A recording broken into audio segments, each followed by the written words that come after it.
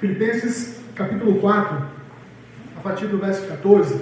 Antes eu quero fazer uma pequena introdução, contextualizando a respeito desse texto, até porque nós chegamos no final dele, né? Nós, como seguimos aqui, eu sigo, né?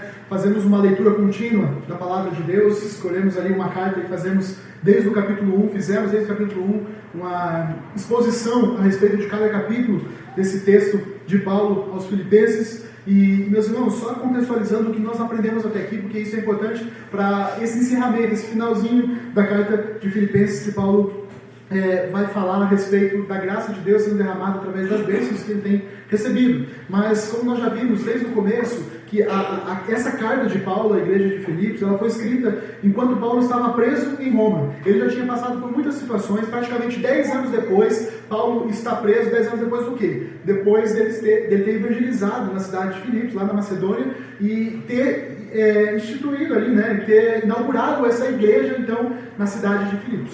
Essa igreja é uma igreja que cresce, desenvolve. Nesse tempo já que Paulo está fazendo essa viagem missionária ali, ele inicia essa igreja, e essa igreja já se percebe a graça de Deus nessa igreja, essa igreja evoluindo, crescendo. E Paulo vai dizer, 10 anos agora depois, Paulo vai dizer nessa carta justamente o amor que ele tem por essa igreja, por ser uma igreja realmente que foi abençoada por Deus e uma igreja que abençoa. Paulo se sentiu muito abençoado, ele está muito feliz quando ele escreve essa carta a essa igreja. E é notável esse calor pessoal e a ênfase nessa alegria de Paulo com relação a essa igreja, porque é uma igreja muito próxima de Paulo. E apesar das dificuldades que Paulo estava enfrentando, certamente essa igreja estava preocupada, porque Paulo foi preso novamente. Paulo provavelmente em algum momento estava passando necessidade, e essa igreja não deixou de olhar para Paulo e cuidar de Paulo. Por isso que Paulo escreve essa carta, é uma carta mais alegre do que as outras cartas. Sempre nas outras cartas a gente vai ver Paulo sempre trazendo recomendações, trazendo exortações firmes, fortes. Não que Paulo não faça isso aqui, mas aqui é de uma forma mais moderada, porque Paulo demonstra mesmo a sua alegria, o seu gozo por essa igreja, pela bênção que essa igreja tem se tornado tanto na vida dele quanto na obra do Evangelho. Tanto que ele vai dizer que as coisas que estavam acontecendo com ele, as tribulações, a prisão, os momentos de dificuldades de Paulo estavam contribuindo. Isso é maravilhoso, meu irmão, quando Paulo fala isso, porque as coisas estavam contribuindo para o progresso do Evangelho. Já imaginou você pensar na sua vida que as coisas ruins que acontecem com você ajudam a proclamação do Evangelho? É assim que é na sua vida? Você usa desses momentos difíceis para você na sua vida, você entende que esses momentos de dificuldade são momentos também que você pode pregar o Evangelho, anunciar o Evangelho, declarar o Evangelho para as outras pessoas? Paulo certamente ele não perdeu uma oportunidade. Ele estava preso, inclusive ele fala assim: meus irmãos, saibam o seguinte, eu estou preso, mas toda a guarda pretoriana foi pregado a elas, essas pessoas foram pregadas o Evangelho. Veja que foi bom ter acontecido, em outras palavras, está dizendo, foi bom ter acontecido, porque eu pude falar para os soldados a respeito de Cristo. Todos perguntavam, né, o que esse cara está fazendo preso, por que ele está preso? E aí Paulo aproveitava para pregar o Evangelho. Lembrando também que a prisão de Paulo, ele não acontece, ele não é num presídio, ele está preso domiciliarmente, então ele consegue receber as pessoas, consegue falar com as pessoas, provavelmente ali no seu domicílio tem um guarda com segurança que está na lado de fora cuidando dessa prisão de Paulo. E, inclusive Paulo usa muito aqui nessa carta, fala muito desses artifícios de guarda, de segurança, de guerra, né? Ele vai falar, fiquem firmes, né? Como era usado para soldados que ficavam firmes. Então, todos esses termos de soldados, esse termo de guerra, Paulo Paulo usa aqui, e também Paulo usa de outros argumentos, como argumentos comerciais, para citar a respeito da salvação. Ele vai dizer que ele considerava a salvação dele, porque ele considerava que era pelas obras que ele era salvo, então ele considerava tudo isso como ganho. Quando ele conheceu a Cristo, ele viu que não adiantava nada. Não era pelas obras que ele era salvo, mas sim somente por Cristo Jesus. Então ele considera tudo isso como perda, e ele usa esses termos comerciais. E também mais para frente ele vai falar a respeito, usando terminologias de viagem. Nós somos viajantes nessa terra, nós temos um destino, nós temos um local que nós devemos chegar. Nós não viajamos por aí sem ter um destino, sem ter um lugar para chegar. Nós somos os viajantes para chegar no reino celestial. Então, nossa vida, tudo que nós fazemos, nós devemos viver aqui nessa terra, pensando nesse propósito final.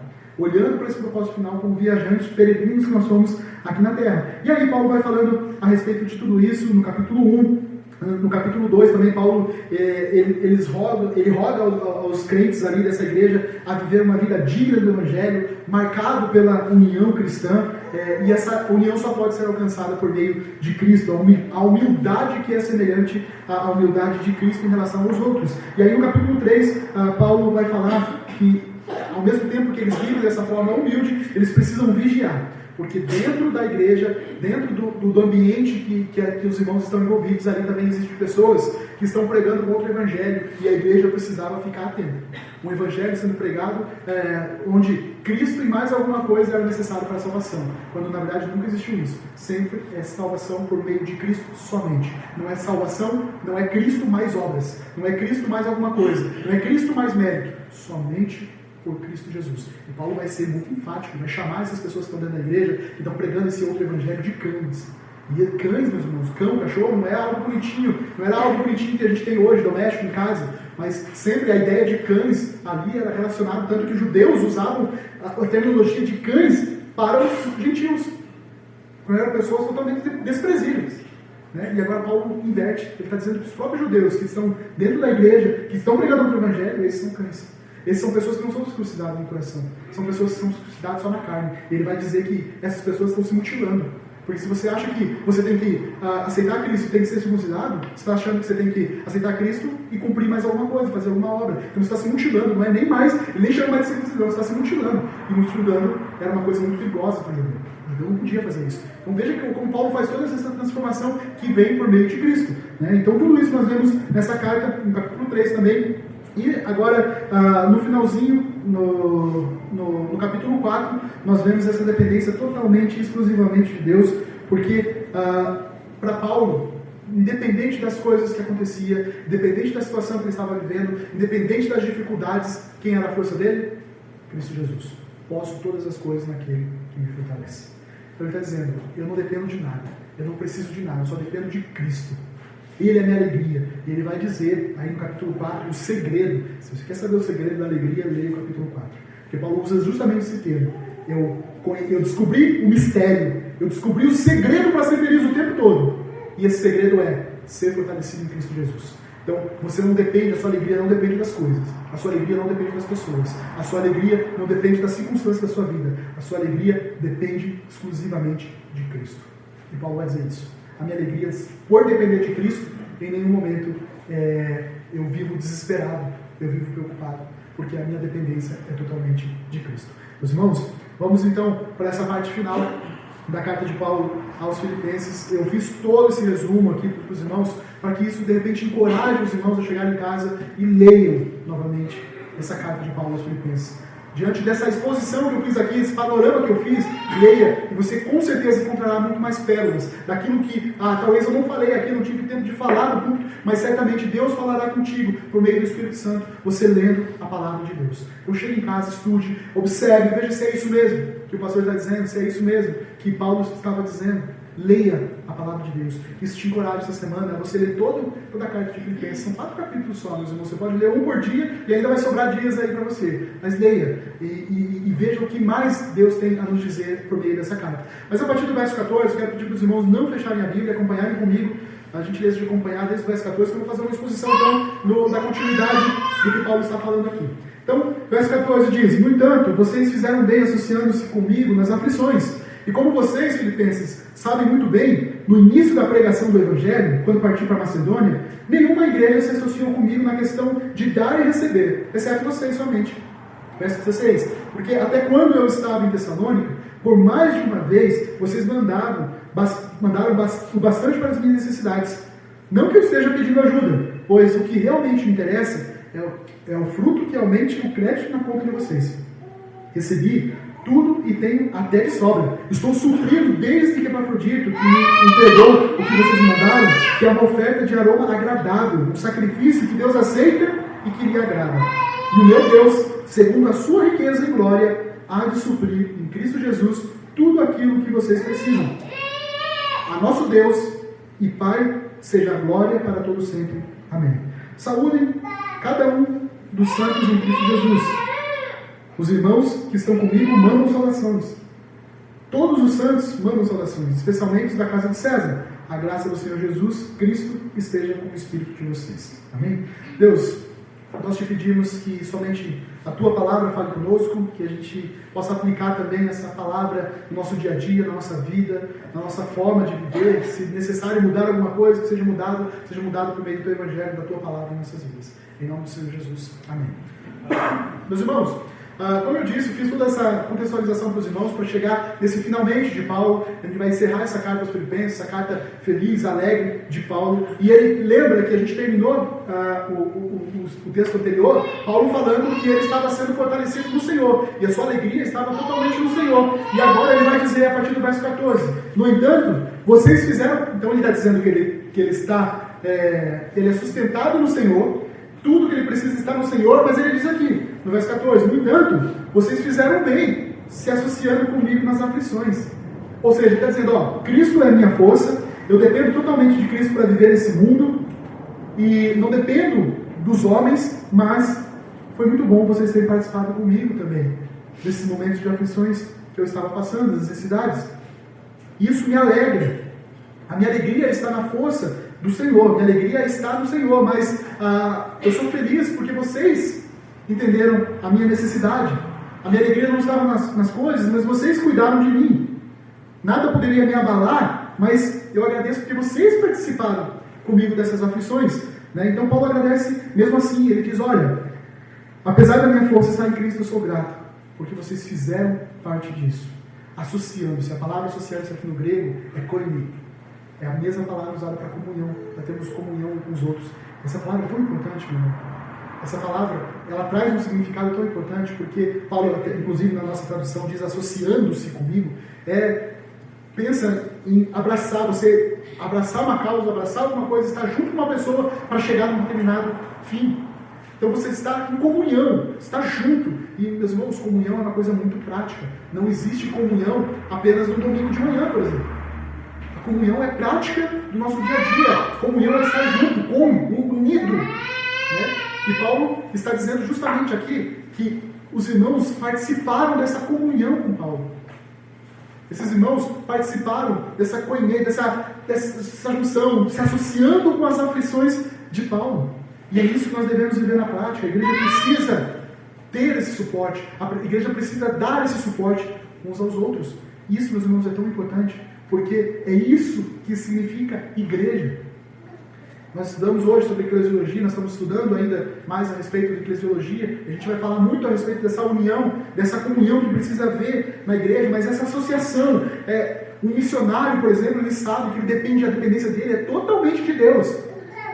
Mas a igreja precisa entender que ela precisa estar em comunhão com o missionário. Ela precisa se associar com o missionário. Ela precisa atender também às necessidades do missionário. Veja como isso é maravilhoso na igreja de Deus. Porque o missionário ele sabe que ele depende totalmente de Deus. Mas é a igreja que abençoa o missionário. É a igreja que ajuda o missionário. É a igreja que dá suporte. A igreja, você, meus irmãos, no momento que você tiver necessidade, no momento que você estiver passando por aflição, você tem que entender que a sua dependência, a sua força vem de Deus. Mas a igreja tem que estar atenta também para abençoar essa pessoa necessitada. Porque é por meio disso, é a forma, é o meio como Deus usa e cria, é a forma como Deus, a ferramenta como Deus nos dá para abençoar aquela pessoa que está necessitada. E Paulo deixa tão claro isso, de forma tão maravilhosa, ele está dizendo, olha, a minha dependência está no Senhor. E aquilo que eu estava precisando, a minha necessidade, ela foi suprida pelo Senhor por meio do quê? Por meio da igreja. Essa engrenagem, esse sistema todo que Deus instituiu, ela faz presente, ele se faz presente na igreja. E a igreja tem que ter essa consciência, tem que ter esse entendimento. Você está precisando, você está necessitando, dependa totalmente de Deus. Igreja, esteja atento a quem está precisando, a quem está necessitando. Porque a ferramenta para Deus abençoar aquela pessoa necessitada é a igreja. Infelizmente, muitas vezes, como a igreja está tão cega às necessidades da igreja, às necessidades do próximo, muitas vezes pessoas de fora acabam abençoando, porque Deus não vai desamparar, porque Deus cuida daqueles que precisam, mas a igreja é chamada para isso, a igreja é chamada para cuidar do próximo. E Paulo entendeu isso, Paulo viu isso, olha, eu dependo totalmente de Deus, mas, no entanto, vocês fizeram bem, associando comigo nas aflições. Verso 15, E como vocês, filipenses, sabem muito bem, no início da pregação do Evangelho, quando parti da Macedônia, nenhuma igreja se associou comigo nessa questão de dar e receber, exceto vocês somente. O que Paulo está dizendo é que quando Paulo pregou em Filipos faz parte da Macedônia, Tessalônica faz parte da Macedônia, Paulo está dizendo assim, quando eu terminei de pregar o Evangelho aí para vocês, fiz todo aquele meu trabalho no início da pregação do Evangelho, quando eu parti daí, quando eu saí daí, nenhuma outra igreja me ajudou. Mas vocês me ajudaram. Essa igreja esteve atenta às necessidades de Paulo. Continuou ajudando Paulo. E aqui é justamente num tema específico. A igreja podia estar orando, a igreja podia estar intercedendo por Paulo, mas aqui Paulo quer destacar uma determinada forma em que essa igreja estava ajudando, que era o quê? Dar e receber. E aqui Paulo começa a usar os termos contábeis. Né? A palavra no grego, ele tem esse sentido contábil. Então ele está dizendo assim, quando eu fui e servi ao Senhor, né? Ou seja, quando eu estava dando, eu também estava recebendo de vocês as bênçãos, estava recebendo o cuidado de vocês financeiramente, necessariamente, aquilo que eu estava precisando, vocês estavam contribuindo, estavam me ajudando. Então é isso que Paulo diz, quando eu saí daí, nenhuma outra igreja me ajudou tanto quanto vocês, nenhuma outra igreja se associou, olha só a palavra poimê aqui novamente, ninguém se associou comigo como vocês se associaram nessa questão de dar e receber, nessa questão contábil. Vocês cuidaram da minha necessidade, vocês perceberam as minhas necessidades e vocês cuidaram. E vocês entenderam que a missão era importante e vocês sempre ficaram atentos com relação ao meu chamado. Verso 16. Porque até quando eu estava em Tessalônica, por mais de uma vez vocês mandaram bastante para as minhas necessidades. Veja como era uma igreja generosa. Era uma igreja que realmente entendia o propósito de Paulo de pregar o Evangelho, e por isso que Paulo vai dizer desde o começo da carta, falando que vocês sempre me abençoaram, vocês sempre cuidaram, vocês aliviaram a minha carga. Os irmãos, para um missionário isso é maravilhoso, quando ele não tem que ficar se preocupando com as necessidades dele, e ele pode estar pregando, anunciando o Evangelho, isso é maravilhoso. O ministro da palavra, alguém que está cuidando da igreja, é maravilhoso quando a igreja percebe a necessidade dele, quando a igreja percebe a necessidade do próximo e a igreja está cuidando. É isso que é a igreja. E Paulo está dizendo, vocês me ajudaram. Paulo partiu de Tessalônica, ele partiu para Macedônia, ali na Macedônia, partiu para Tessalônica, e Cristo, com certeza, cuidou de Paulo por meio da igreja. Então, nessa segunda viagem, pregando ali já há alguns meses, Paulo está dizendo que esse determinado trabalho que ele fez em Filipe gerou frutos, e esses frutos eram esse cuidado que a igreja de Filipe estava tendo com Paulo, também dando esse suporte em outros momentos. Inclusive, a gente vai ver no texto, nessa carta, que Paulo, 10 anos depois, estando em Roma, a igreja ainda estava cuidando. A igreja ainda estava abençoando a vida de Paulo, preocupado com as necessidades de Paulo preso. E aí, meus irmãos, olha que interessante o que Paulo vai fazer agora. Porque Paulo, ele vai dizer que ele não estava precisando, de certa forma, de ajuda. E a gente fala assim, mas e agora? Paulo não estava precisando, porque ele já tinha o bastante, e essa igreja estava abençoando. Será que essa igreja estava fazendo errado, então? Será que Paulo estava fazendo errado em receber a ajuda deles? Olha que interessante, verso 17. Não que eu esteja pedindo ajuda, pois o que realmente me interessa é o fruto que aumente o crédito na conta de vocês. Meus irmãos, esse discernimento de Paulo a respeito da vida das pessoas que abençoa, isso é maravilhoso. Olha o que Paulo está dizendo. Não que eu esteja pedindo ajuda. Então Paulo coloca na balança aqui algo muito importante. Está dizendo, olha, eu particularmente não estou precisando, porque ele diz nos versos anteriores, eu recebi bastante. Eu estou com uma quantidade aqui suficiente, não estou precisando. Mas olha só, ele coloca na balança uma preocupação muito importante que ele estava tendo. Ele não estava mais se preocupando com ele. Não era ele mais a preocupação, mas ele estava se preocupando com os irmãos que estavam doando, os irmãos que estavam dando.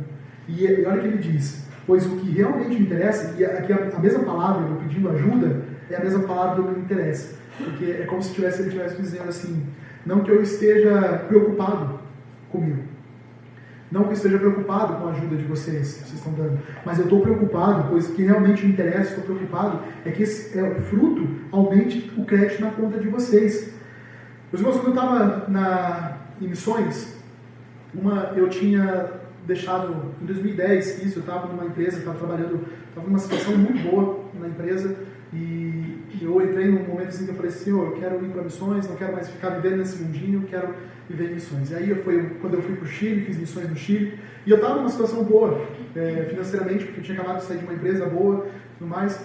E eu lembro que muitas pessoas nas casas onde eu ficava lá no Chile, as pessoas vinham me abençoar. E eu tinha sempre o costume de ficar falando, não precisa, não estou precisando. E aí um líder que estava comigo lá, ele falou assim, Henrique, entenda que o ato dele estar abençoando é maior do que você está recebendo. Então, a pessoa que está doando, ela vai ser mais abençoada do que você que está recebendo. Então, não precisa dizer não para essas pessoas que estão te abençoando. E isso trouxe um entendimento para mim muito grande a respeito disso. E é o que a Bíblia fala. Aquele que doa, recebe. Aquele que abençoa é mais abençoado do que aquele que está sendo abençoado. Isso é maravilhoso. E Paulo está trazendo justamente esse entendimento. Ele está dizendo, olha, não que eu estou precisando, não que eu estou necessitando ajuda, mas a minha preocupação é que isso aumente o crédito para vocês. Ou seja, que vocês sejam abençoados. O fato de vocês estarem doando, vocês estão sendo abençoados. Vocês estão recebendo. Muito mais do que eu. Você já pensou, você já viu como Paulo está falando de uma forma contábil? Pense nisso de uma forma contábil. A pessoa que está abençoando, além de ela estar abençoando alguém, ela está recebendo. Então ela está sendo abençoada 2 vezes. A pessoa que está recebendo, ela está só recebendo. Então ela está sendo abençoada uma vez. Mas a pessoa que está doando, ela é bênção doar e é bênção de receber. É isso que Paulo está dizendo, que isso conte como crédito. Ele está falando mais uma vez aqui de questões contábeis. Não que eu esteja pedindo ajuda, pois o que realmente interessa é o fruto do crédito de vocês. Olha, eu não estou precisando, mas eu recebo. Recebo porque isso vai contar como fruto para vocês. Isso vai contar como crédito para vocês. Provérbios 11:25 diz, a alma generosa prosperará. Provérbios 19:17 diz, quem se compadece do pobre ao Senhor empresta. A quem está emprestando? Ao Senhor. Quem se compadece do pobre ao Senhor empresta, e este lhe paga o seu benefício. Meus irmãos, não é uma moeda de troca. Não estou dizendo que você tem que fazer as coisas para você receber, mas essa é a forma como Deus abençoa a sua igreja, é a forma como Deus abençoa os seus. Quando você doa, automaticamente você está recebendo. A palavra de Deus está cheia de passagens que diz exatamente isso. E Paulo está demonstrando isso de uma forma contábil. Ele diz assim, olha, quando vocês estão abençoando, o fato de vocês estarem me abençoando está gerando crédito para vocês. Isso está gerando bênção para vocês. Vocês lembram que quem estudou com a gente, lembrando, meus irmãos, todas as pregações que são feitas a respeito dos textos que nós estamos estudando estão no YouTube, você pode assistir lá. Mas vocês lembram que Paulo usou essa forma contábil também com relação à salvação? Vocês lembram disso? Que Paulo usou a forma contábil lá quando ele estava dizendo que ele estava contando como crédito todas as suas obras. E o que ele falou? Olha, quer ver o que eu estava colocando na coluna do crédito aqui? Ó? Eu estava colocando que eu era um judeu, eu era um fariseu, eu fui circuncidado no 8º dia, fiz tudo certinho.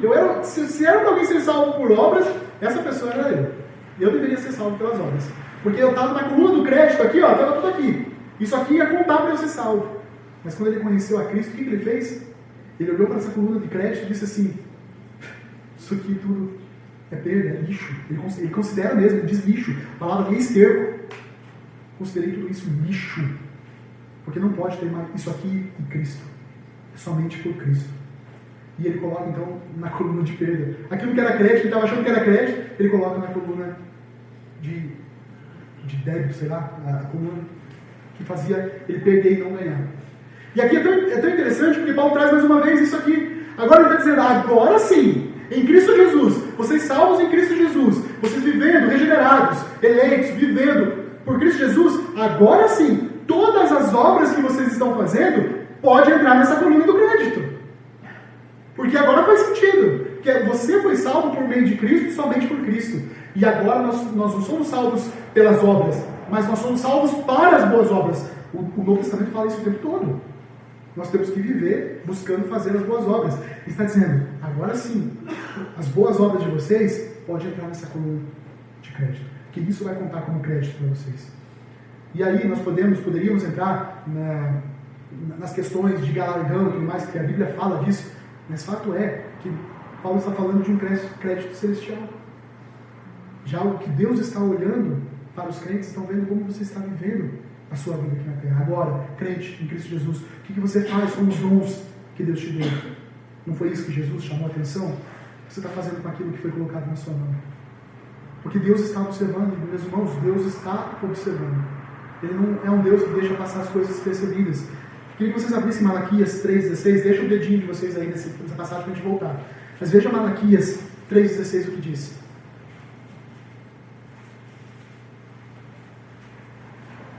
Malaquias 3,16 diz assim: então, os que temiam ao Senhor falavam uns aos outros. O Senhor atentava e ouvia. Olha que interessante o desenho que Malaquias traz para a gente aqui. Havia um memorial escrito diante dele para os que o temem, em vossos corações que tememos a ele. Havia um memorial escrito diante dele para os que o temem ao Senhor e para os que se lembram do seu nome. Olha que interessante que Malaquias tem, lógico, que não imagino que seja um cartaz onde Deus está escrevendo, é a forma como Malaquias está trazendo essa interpretação, mas ele está dizendo assim, existia um memorial, onde o Senhor estava vendo o que os homens estavam fazendo, aqueles que os homens, a forma como os homens estavam vivendo. Você percebe, Deus, ele se atenta às coisas que os homens estão fazendo. Aqueles que o temem, ele fala aqui, ou seja, aqueles que são seus filhos. Deus está observando. Deus está olhando para aquilo que você está fazendo. Deus se interessa o quanto você percebe no coração de vocês, o quanto vocês temem a Deus, o quanto vocês reverenciam o Senhor. E aqui, meus irmãos, voltando lá para o texto, Paulo está falando dessa contabilidade celestial. A gente não sabe como exatamente vai ser, mas fato é que Deus está olhando para as coisas que você está fazendo. E tem as coisas que você faz que pode ser contado sim como crédito agora. Não para a sua salvação, e eu enfatizo isso o tempo todo. Não para a sua salvação, mas depois de salvo, as coisas que você faz é contado sim como crédito para o Senhor. E essa contabilidade celestial, de alguma forma, Deus está nos observando e Ele está acreditando a forma como nós vivemos, nós fazemos essa contabilidade celestial. Se vocês se interessarem, leia o que Calvino fala a respeito desse texto, e ele traz uma explicação muito boa assim, com relação a esse crédito celestial, a essa bênção celestial que é acumulado nos céus para aqueles que são filhos de Cristo Jesus e estão vivendo aqui a vontade de Deus. Só que, meus irmãos, cuidado com a motivação de vocês.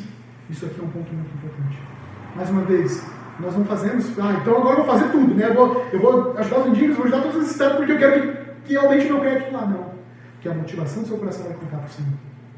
Porque cuidado para você colocar, achando que está colocando crédito, quando na verdade, se a sua motivação do coração está errada, ela vai contar como débito. É o cuidado que nós temos que ter no nosso coração, na motivação do porquê nós estamos fazendo. Nós somos servos do Senhor. Nós dependemos totalmente de Deus. Tudo que nós recebemos é graça de Deus. Tudo que nós recebemos vem de Deus. É graça de Deus para a nossa vida. Nós não passamos de servos do Senhor. Que a motivação do nosso coração seja correta diante disso. Verso 18. Recebi tudo o que tenho e até que sobra.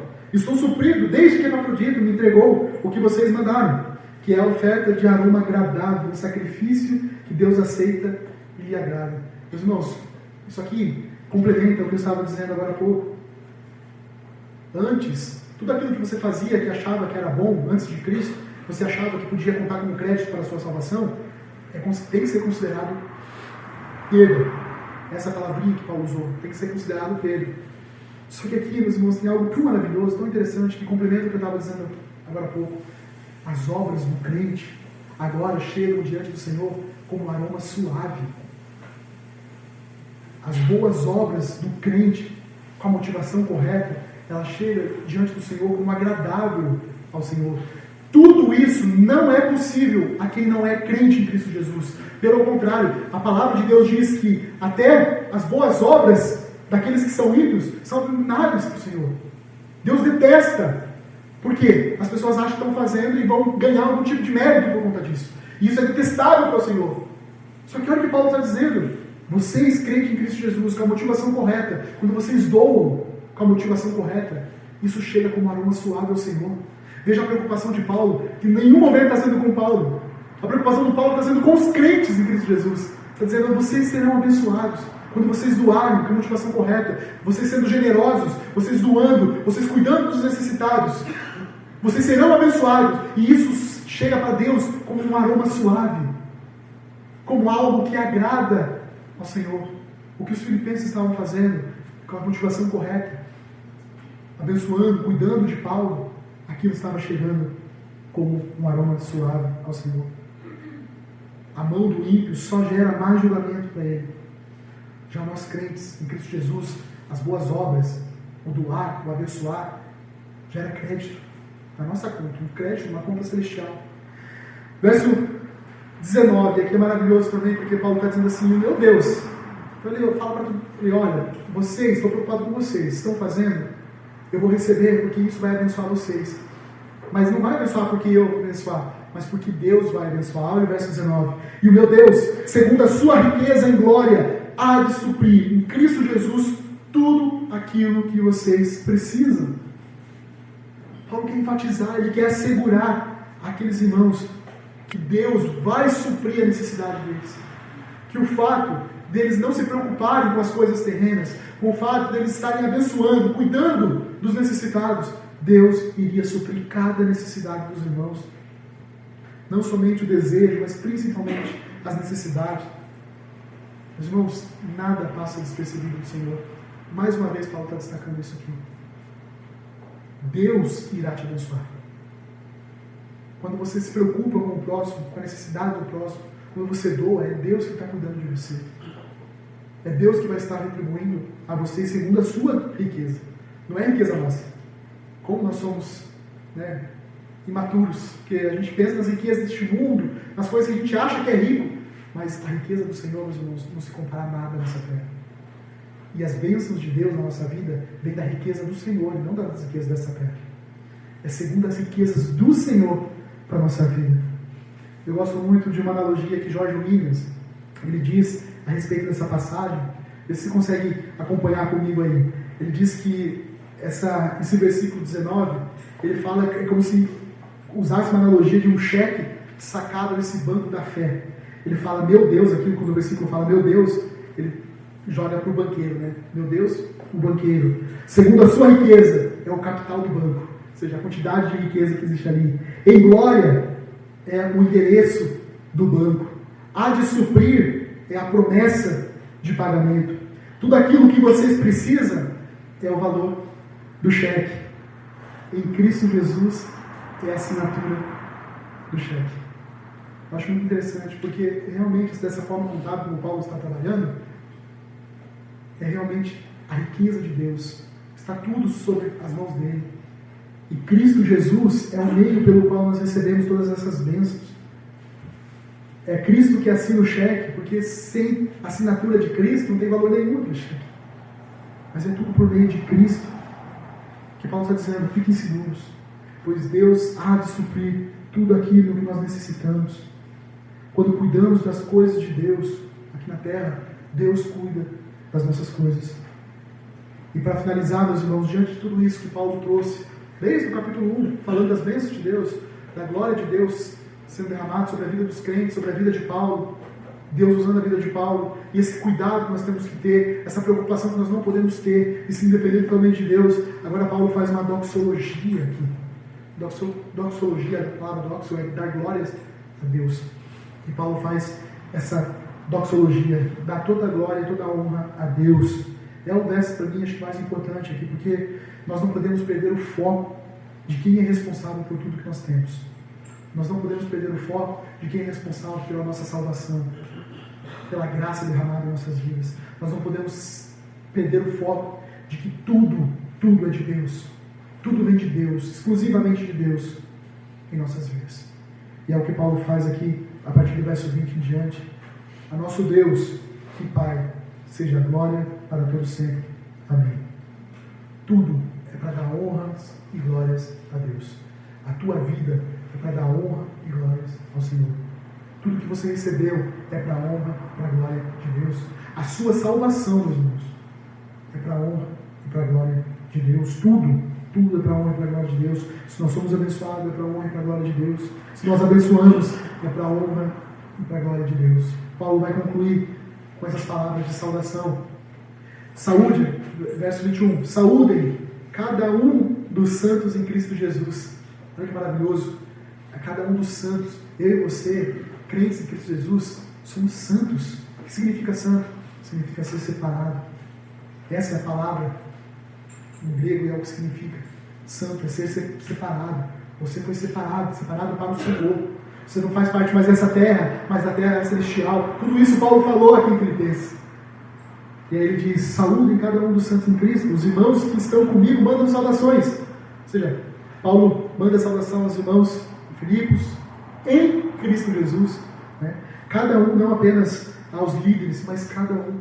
Veja que Paulo, esse cuidado de Paulo, né? Não fala assim, manda saudação aí para os líderes da igreja, tá? E aí o líder da igreja fala, não, cada um dos santos. Cada um que faz parte da igreja ali. E os que estão com Paulo também enviam essa salvação. Provavelmente, meus irmãos, Paulo havia falado muito desses irmãos.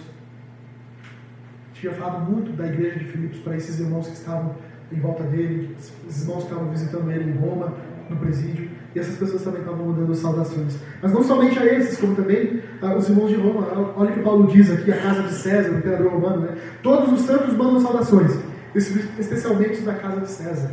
Aqui não está dizendo, provavelmente, da família de César, mas César era imperador.